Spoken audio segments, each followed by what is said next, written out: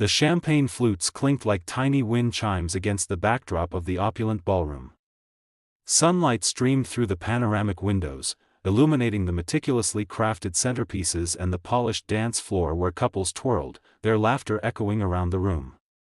It was our 10th anniversary celebration. A lavish affair, as you'd expect from a man like him. A man who always insisted on the best, and that included a wife who fit perfectly into his meticulously constructed image. I, Eleanor, stood beside him, dressed in a shimmering gown that cost more than most people's yearly salaries. My face held what I hoped was a convincing smile. I was 42, and tonight, I felt every single one of those years. To a decade of love, partnership, and growth, my husband, Richard, announced, his voice amplified by the microphone. He raised his glass, his eyes scanning the crowd of our friends, his business associates, and, of course, his family. His smile, usually so charming, felt tight, almost strained. My heart hammered against my ribs. Something was wrong. Terribly wrong. And to the woman who has stood by me through thick and thin, he continued, his gaze finally settling on me.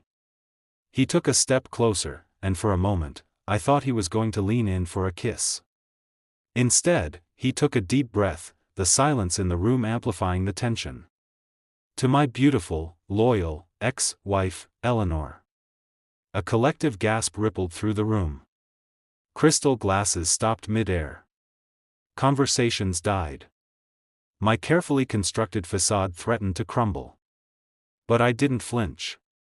I met his gaze, held it, and, with a composure I didn't know I possessed, I took a sip of champagne. The bubbles tickled my throat, a surreal counterpoint to the icy dread that was spreading through my veins. I didn't show any emotion. No anger, no hurt, just a quiet, almost serene acceptance.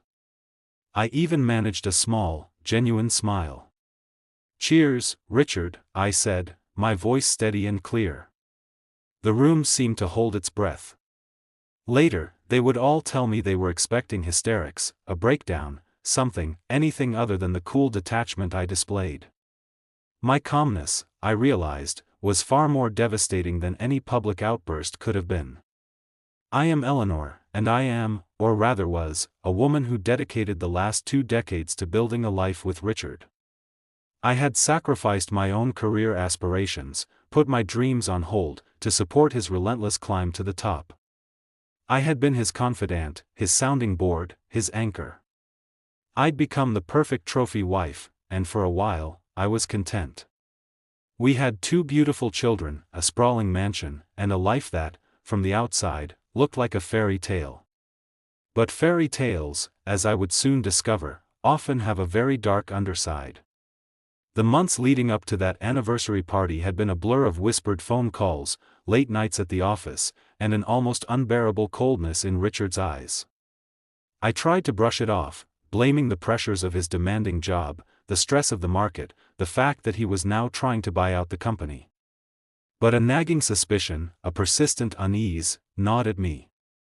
Then, I found it. The first email, hidden in his deleted items folder. A flurry of messages between Richard and another woman, a younger, more vibrant woman named Sarah. I immediately recognized the name. She was a junior associate at his firm. The emails weren't explicitly sexual, but the tone was intimate, filled with longing and a level of familiarity that went far beyond the professional. The messages went on for months and revealed an intricate web of secrets. I had to keep myself from showing my emotions. **CTA, if you're enjoying this story, please like the video and subscribe to the channel. It helps me know what you want to see. Thank you, ***. I didn't confront Richard immediately. I couldn't. I needed time to process, to understand the extent of the damage. I felt an ache in my chest that would not subside. My mind raced with a million questions, but mostly, I just felt betrayed. Utterly and completely betrayed. The woman, this Sarah, was everything I wasn't: young, free, and, as I later discovered, ruthlessly ambitious. She also seemed to have played a crucial role in Richard's plan to take over the company. The business he'd been obsessed with. I was the wife, but she was the partner. Then came the financial records. Months later, I discovered transfers, shell corporations, and carefully hidden accounts. Richard had been siphoning money, hiding assets, and preparing for his new life. And the most infuriating part? He used my money to fund it all. My contribution from the years I worked before I married Richard. And then, the whispers began. I overheard them. Richard's brother, who has always been jealous of his success, a friend who had once been a partner, but never wanted to be rich, talking on the golf course, unaware I was close enough to hear them. He's been seeing Sarah for ages, I heard my best friend say, her voice laced with a mixture of pity and anger. She's convinced him to leave Eleanor. They're planning a life together. I didn't break. Instead, I started to plan. The woman I thought I was, the one who had spent so many years suppressing my own ambitions, was gone. In her place was a different Eleanor, a woman fueled by a quiet, burning rage, and a fierce determination to protect myself. I wasn't going to be a victim. I would survive. First, I hired a private investigator. Discreetly, of course. I needed hard evidence, irrefutable proof of Richard's affair and his financial manipulations. The investigator was thorough. He gathered photographs, recorded conversations, and tracked his movements. The evidence was damning. Then, I revisited the prenup. It was, I'm embarrassed to admit, something I'd barely glanced at before we got married. Richard had insisted on it, claiming it was standard practice. I hadn't questioned it. I was in love, and love, I thought, conquered all. Now, I read it with a newfound focus. I scrutinized every clause, every word. And there it was, a clause, almost hidden amongst the legalese, that offered protection of my assets if I could prove infidelity. It was a long shot, but it was there. I'm not the type to be dramatic or emotional, so I focused on the facts. I'd spent my entire adult life building a beautiful home for my family, one that was built on trust, respect, and love, or so I thought. It was all a lie. I am a very smart woman, and I would use my mind to save myself. I also uncovered a secret of my own. Before I met Richard, I had a thriving career. I had sold my business and had a substantial nest egg I used to fund my marriage. I wasn't the gold digger Richard thought I was. I was the investor. The one who had given everything. My focus went into action. I carefully documented every piece of evidence, creating a digital file, meticulously organized and encrypted. This file, I decided, was my insurance policy. Do you think Eleanor is right to seek revenge? Let me know your thoughts in the comments. Don't forget to subscribe. The anniversary party was the perfect opportunity. I had everything planned. It was a carefully orchestrated act of defiance, a silent declaration of war. The day before the party, I had a small talk with Sarah. I told her I knew about the affair and that she was the ruin of my marriage. She was very scared. I could tell she would back down. As Richard delivered his announcement, my gaze locked with Sarah's. She was standing near the bar, her face pale, her eyes wide with a mixture of fear and triumph. She thought she had won. Then, I took my seat. I smiled at Richard, and gave a smile to the crowd. Richard wasn't expecting this. I took a deep breath. And calmly announced. I am not your ex-wife. I am your current wife. I am not going to go anywhere. And I handed him a small, sealed envelope. The room fell into a stunned silence. Richard looked from the envelope to me, his face contorting in a mixture of confusion and dawning horror. He opened it slowly, as if afraid of what it contained. Inside the envelope was a copy of the prenup, the clauses regarding infidelity, the evidence I had gathered, and a statement from my lawyer. That night, As the party fell apart around us, I made a move that would alter the course of Richard's life forever. The next morning, I waited for Richard in his study. He stormed in, his face a mask of rage and disbelief. "What was that, Eleanor? What the hell was that envelope?" he spat out, throwing the prenup on the desk. "How could you do this to me? To us?" I met his gaze calmly, my voice even. "I did what I had to do, Richard." The anger morphed into a sneer. "You're going to ruin me. For what? Revenge? Because I found someone else? How petty." "Petty?" I asked, my voice rising slightly. "You systematically drained our finances, Richard. You lied to me for years. You treated me like a fool while you planned your new life." His face crumbled. He tried to reason, to manipulate. "It was a mistake, Eleanor. We can fix this. I'll break it off with Sarah. We can get back to how we were." I laughed, a cold, hollow sound.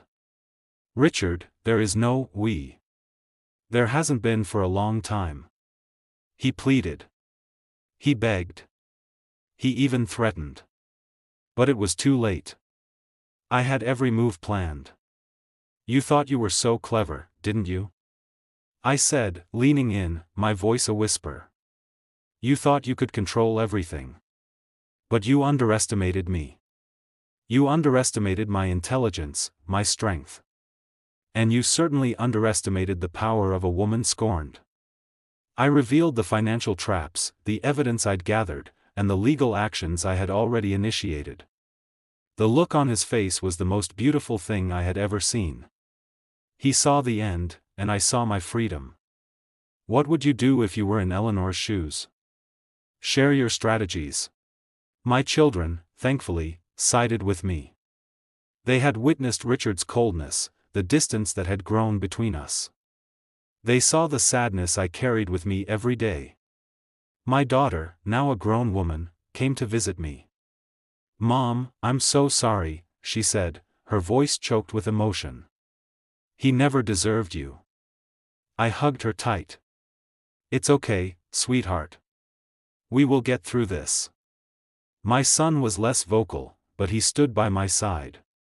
He knew the sacrifices I had made, the support I had provided over the years. He knew his father. The fallout was swift and brutal. Friends I thought I knew distanced themselves, uncomfortable with the unfolding drama. Richard's family, after a brief attempt to mediate, realized he was the one at fault.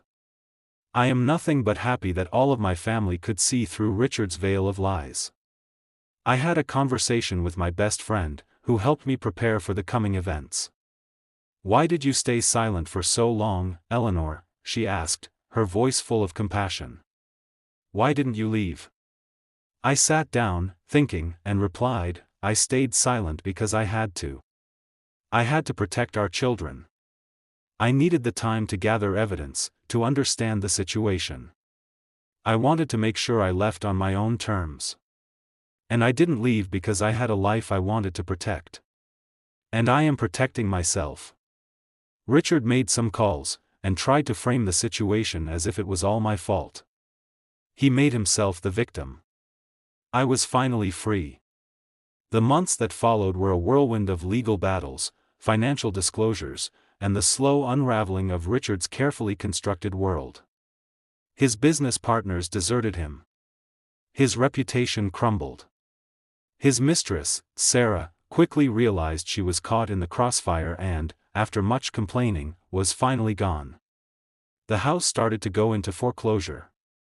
I watched, with a strange sense of detachment, as Richard lost everything: his wealth, his reputation, his friends, his mistress, and, ultimately, his sense of self. The prenup, the very document he thought would protect him, became his undoing. The financial manipulations, the secret accounts, were all exposed in court. He was found liable. He tried to fight. He pleaded, he threatened, he tried to claw his way back. But the evidence was overwhelming, the damage irreparable. He became a shell of the man he once was.